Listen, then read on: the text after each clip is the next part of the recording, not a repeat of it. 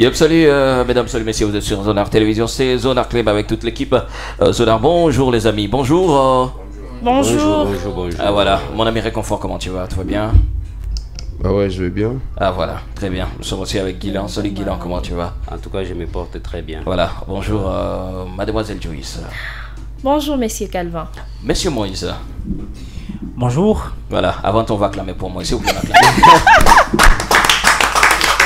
Voilà. Je pense que tu sais le pourquoi. Ouais, je le sais, mais les gens qui suivent ne sont pas vraiment obligés de le savoir. Tu t'aimerais qu'ils sachent ou pas? Non. Ah d'accord. Ah d'accord. Voilà, mais voilà, Alphonse, bonjour. Bonjour Calvin. Voilà, incroyable Moïse. Il nous a surpris. Ah ouais, très très surpris. Agréablement surpris. Agréablement surpris. Voilà. Pour toi, tu n'étais pas surprise, mademoiselle? Ouais, c'est une surprise. Et puis, il a ajouté quelque chose de nouveau. Donc, je suis pas habituée de lui voir habillé comme ça. Mais aujourd'hui, en costume, en tout cas, c'est quelque chose de nouveau. Alors, je suis obligé d'intervenir. Ah ouais. Parce que nous sommes devant une multitude de personnes qui suivent alors l'émission. Donc il ne faudrait pas que les gens qui suivent pensent que Mais comment?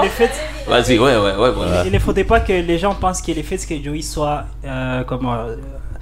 se réjouissent de ce qui s'est passé, c'est suite à mon accoutrement. Mais c'est plutôt autre chose dont on ne veut pas en parler bien évidemment ici. Voilà. Mais ce n'est pas ça, hein. Ce n'est pas ça. D'accord, très bien. Shani, Fanny, bonjour. Tu sais, moi je connais notre nom, genre Fanny, Shanila, quelque chose comme ça. Oui, Fanny, Shanila, c'est tout hein. Ouais. Voilà, on t'avait connu en 2016 ou 15. Bon, j'étais avec mon frère, la fille ici. Nous avait dit que son père.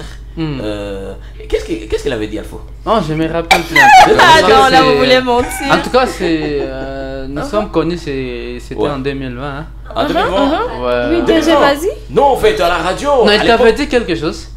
Quoi? Il t'avait dit quelque chose, elle. Ben non. En 2016. Mais, non, en fait, il y a une Donc, chose. toi, t'as connu Fanny en 2016. Bien sûr, à la radio, elle suivait trop mes émissions, n'est-ce pas? Ah, ok. Elle suivait tellement mes émissions. Et puis après, cette même émission, Alphonse présentait cette même émission.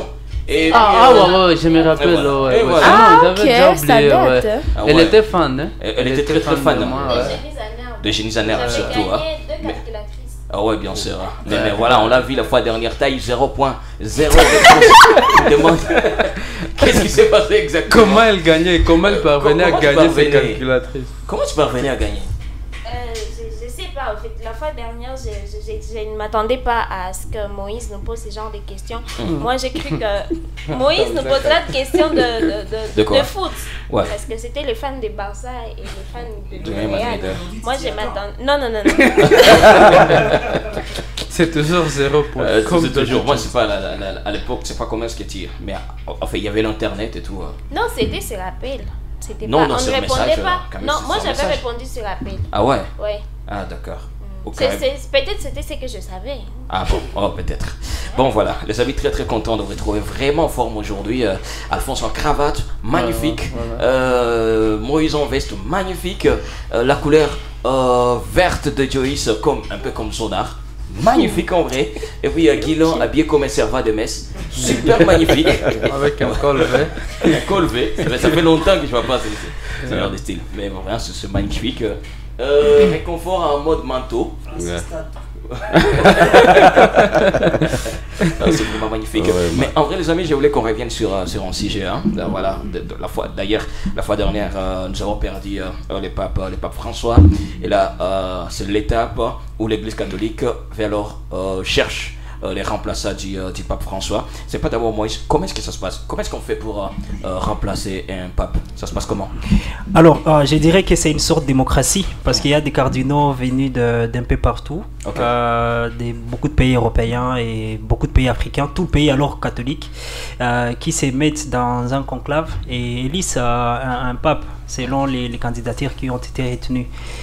Et c'est comme ça. Et jusque-là, le pape qui est sortant a été le 266e.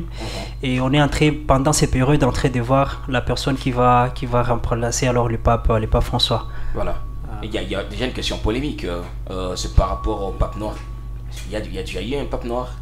Ouais, il y a eu 3 papes 3 papes noirs. Ouais. Bon, on ne va pas vraiment parler des noirs parce qu'ils étaient venant de la Tunisie, ils étaient africains. Si on parlait de la question subsaharienne, notamment, il y a tout d'abord les papes, comment je dirais, voilà. Ouais, les papes Victoire, les papes Gélas Ier qui a dirigé l'église de 490 jusqu'à 496. Il y a également les papes Miltiade qui a dirigé l'église de 311 jusqu'à 314. Alors, si on revenait, comme l'a dit Victor Ier, de 189, il a été d'ailleurs le premier africain venant de la Tunisie actuelle qui a dirigé jusqu'à 199. Alors, parlant maintenant de pourquoi il n'y a pas eu des papes noirs jusque-là, je pense que c'est une question de démocratie. On ne peut pas continuellement polémiquer sur la question comme si les noirs ne sont pas aimés ou peut-être les noirs ne méritent pas de diriger l'église. Mais on doit comprendre déjà qu'il y a 53 cardinaux européens, contrairement aux 18 africains, et ils vont élire, bien qu'ils soient venus de l'église, mais ils ont aussi des pressentiments, ils ont des convictions personnelles. Et je pense que jusque-là, tant qu'il n'y a pas... Ça se passe comment? Est-ce que les papes ils ont des projets, ou ça se passe comment en vrai? Voilà. C'est comme la présidente, comme un président vient avec un plan, il dit voilà, je pense travailler comme ça. Ça se passe comment? Alors là, je ne me suis pas encore vraiment renseigné, mais je pense que ça dépend de beaucoup de questions.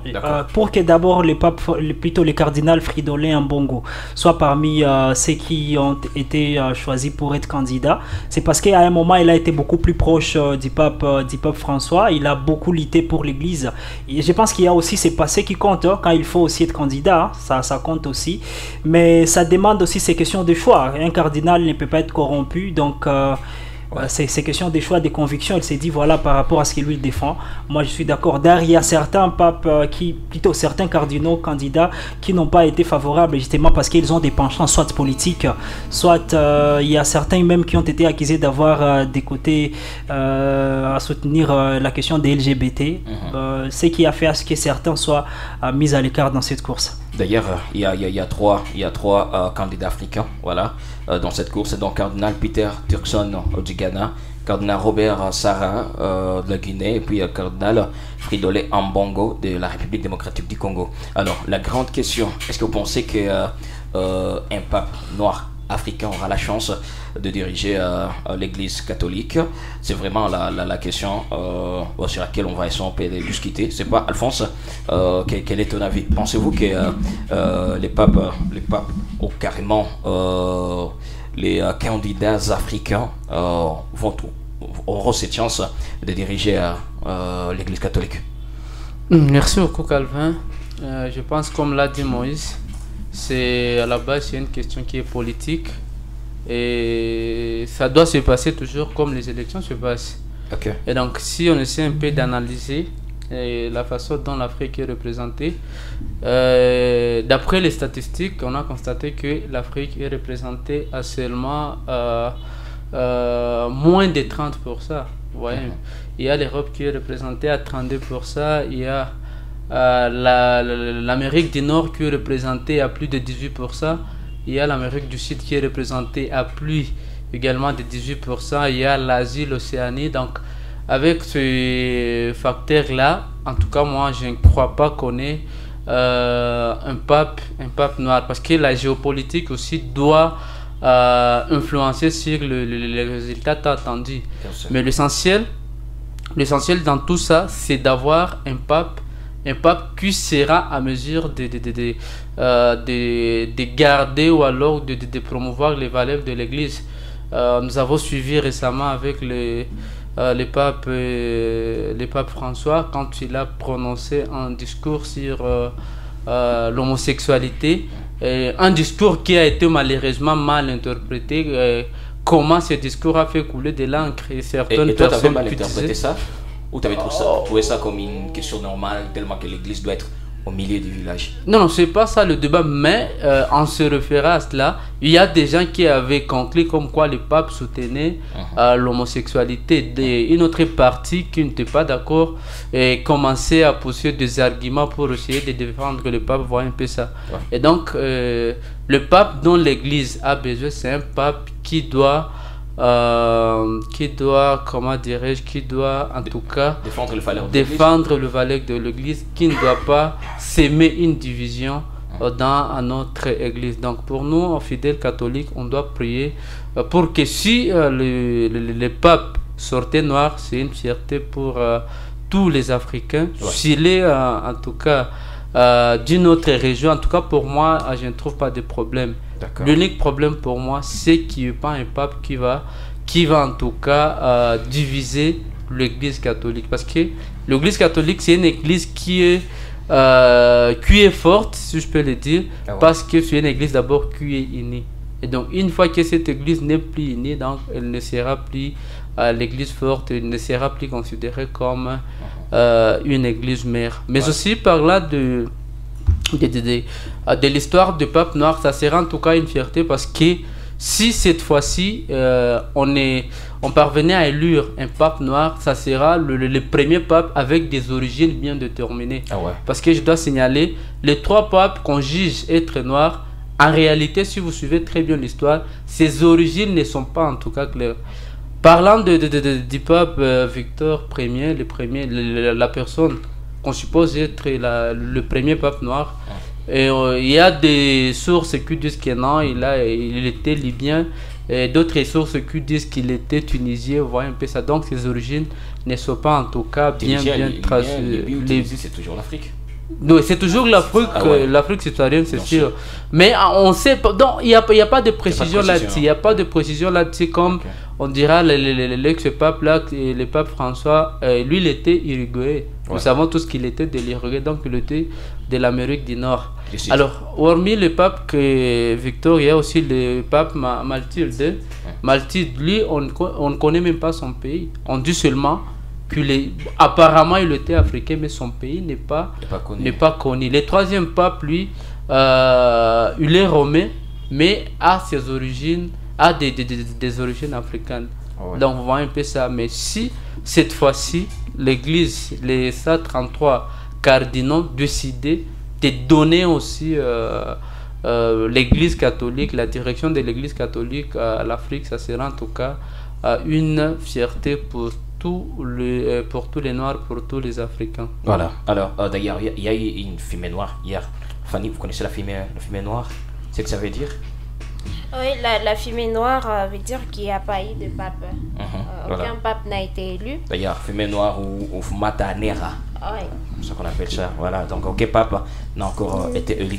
Que pensez-vous aussi de ça? Vous pensez qu'un pape noir va diriger l'Église catholique? C'est possible, il faut seulement croire. C'est ce que nous demande la Bible. Tu crois, tu implores l'Esprit Saint, c'est ce que font les cardinaux. Mais là, c'est pas l'Esprit Saint, c'est l'élection en fait. Non, mais ils seront conduits par l'Esprit Saint. Oui. Oui.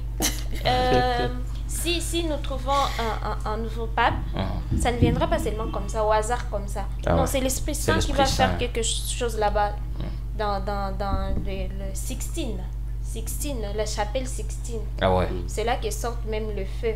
Donc quand nous verrons le feu de la couleur blanche, donc ce feu signifie que nous avons un nouveau pape. La fumée. Voilà.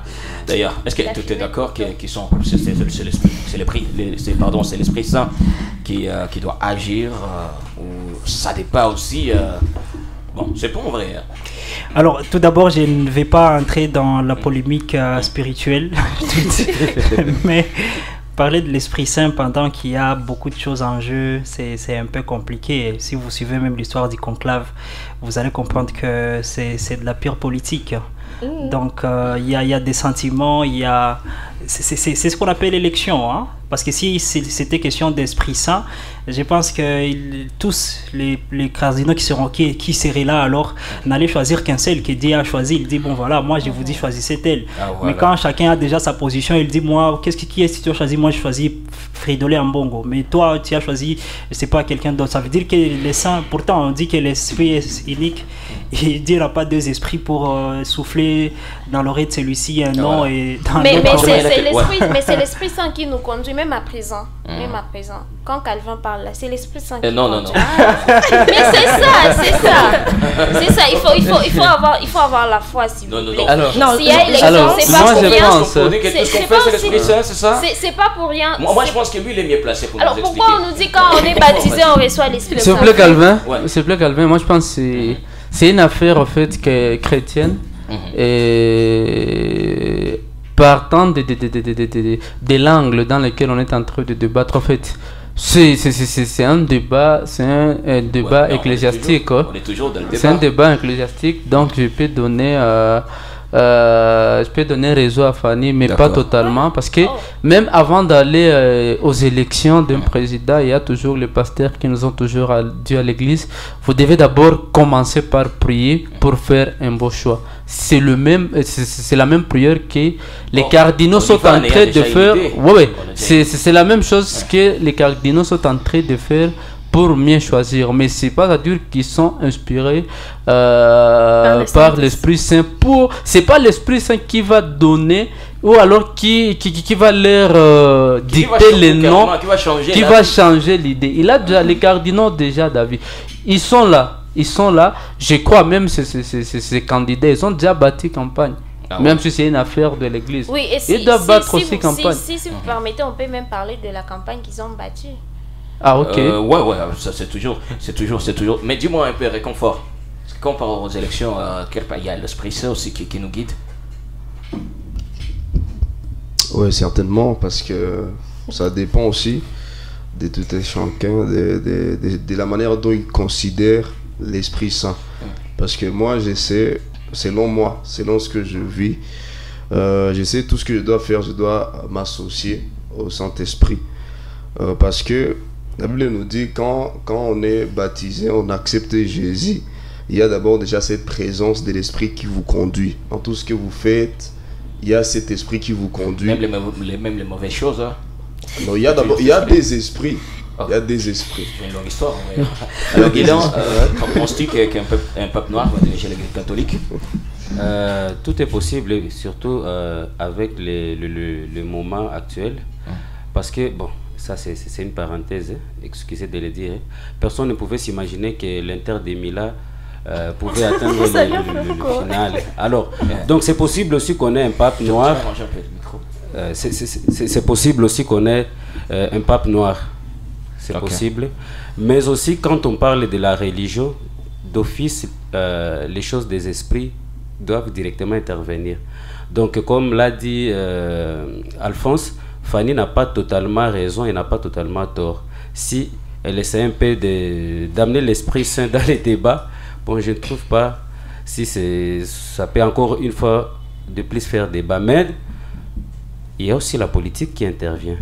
Parce que les papes qui sont là, ils sont en train de se débattre campagne, comme l'a dit Moïse, ils sont en train de débattre campagne et voir qui peut passer. C'est possible aussi que les papes qui ne sont pas noirs, qu'ils soutiennent aussi un pape noir. Ouais, c'est possible. Et il peut être un pape qui n'est pas noir et terminer, je ne sais pas si on appelle ça mandat ou comment, sans arriver chez lui. C'est possible. Donc l'essentiel pour nous est que nous ayons un pape qui va diriger avec toute transparence et toute équité. Amen. Bon, d'accord. Voilà. Alors, Joe, elle n'a pas parlé jusque-là. Alors, penses-tu que c'est possible, Joyce? Ouais, merci beaucoup. Bon, avoir un pape noir, je pense que c'est possible, mais moi personnellement, j'aurais voulu que tout ce qui se passe actuellement, de dire que non, vote, tout et tout, moi j'aurais voulu que ça soit toujours dans les cadres spirituels. Peut-être que, bon, si c'était genre ma proposition, j'aurais voulu à ce qu'il y ait une personne peut-être qui parle avec Dieu directement pour révéler seulement la personne ou soit les cardinals qui va être pape selon la volonté de Dieu et non la volonté de cardinaux. C'est ce qui va se faire. Ça sera pas. Oui, attends, je vous explique. C'est pas pour rien que ça va prendre. On a dit que ça va prendre beaucoup de temps. C'était pas les élections. Attends, j'ai pas encore fini. D'accord. J'ai pas encore fini. Hier, la fumée qui est sortie n'était pas de la couleur blanche, n'est-ce pas? Aujourd'hui, encore à 10h, ils vont reprendre. peut-être la nuit aussi, ça sera pas de la couleur blanche. Demain et après-demain, ça sera la même chose. Cela ne veut pas dire que... D'où vient cette fille, mais... Ouais. Tu penses qu'elle vient d'où? De la chapelle Sixtine. Alors, tu penses quelles sont les combinaisons? Peut-être Galvin, une autre chose à clarifier concernant la durée du conclave. Normalement, la durée dépend des résultats obtenus après chaque scrutin. Voilà. Si hier on a fait, on a vu une fumée noire, c'est parce qu'il n'y a pas quelqu'un qui a atteint. On parle des 2/3 du suffrage. Voilà. Et donc, si aussi longtemps qu'on n'a pas encore eu quelqu'un qui attend le 2/3 du suffrage, on va le faire. C'est pourquoi même, pour plus de précision, prenant les 5 dernières élections, et en 2013 pour lire les papes dans le pape François, ça a pris 2 jours. Il y a un autre pape, c'était le pape Grégoire X, ça a pris 2 ans et 9 mois. Donc, aussitôt qu'on n'a pas encore atteint la majorité, on sera toujours en train de nous produire une fumée noire jusqu'à ce que les cardinaux auront un commun accord. Calve, moi j'ai des confusions. Qu'est-ce qu'il faut brûler pour qu'on ait des fumées noires ou c'est pas fumée blanche, je ne sais pas. Je pense que c'est la fumée blanche. Aucune idée. En fait, c'est de la chimie, On allume seulement les feux et puis on met des colorants. Si, comme hier, comme on n'a pas encore eu, pourquoi il fallait pas mettre la colorée hier? Ils ont mis des colorants de couleur noire. Quand ils auront maintenant le pape, en fait, la fumée c'est quoi? La fumée c'est pour, vous savez, lorsqu'on commence avec le conclave, quand on commence, on ferme la porte. Donc, il n'y a pas, une communication entre les cardinaux et les gens qui sont à l'extérieur et aux alentours du basilique. Maintenant, cette fumée, c'est pour la communication intérieure-extérieure. Là, je comprends, merci. Voilà, c'est une sorte de convention. Genre, quand il y a une fumée blanche, donc nous avons déjà notre pape. Quand il y a une fumée noire, donc il n'y a pas de pape. Moi, j'ai quelque chose à ajouter, c'est pour finir. Il y a beaucoup de sujets qui se sont fait suivre juste après l'intervention de Fanny, mais j'étais en train de me sentir un peu consumé à l'intérieur. Question d'intervenir. Mais tu es très content, tu es vraiment erré. Ouais, ça va.